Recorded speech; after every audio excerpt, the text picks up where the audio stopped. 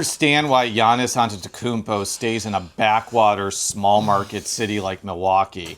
He'd be so much better. Have you ever wanted somebody to just stop talking? Well, in the Missouri Senate, getting somebody to end a filibuster is pretty difficult. You need to do one of two things. The first is accede to the filibusteries' demands and make a change to whatever they're trying to hold up. The second option is using what's known as a previous question to force a vote and potentially break a filibuster. Up until earlier this week, getting a PQ voted on required the signatures of 10 Missouri senators. But based off a new rule change that Republicans and Democrats hammered out, it now requires 18. The Senate has a purpose, and that purpose is to basically slow things down and look at the legislation and be able to come to some compromise. And sometimes you can't. We know that too.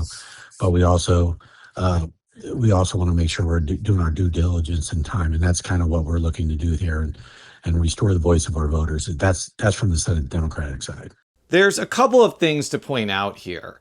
Just raising the threshold of signatures doesn't mean that Republicans will be unable to break a filibuster from the Democrats, especially if it's on an issue that unites the entire GOP caucus.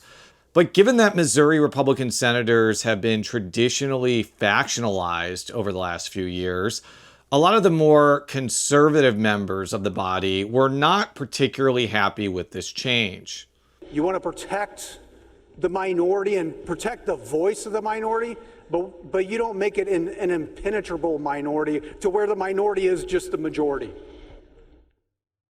That's not how this place is functioning. That's not why the people elect supermajorities.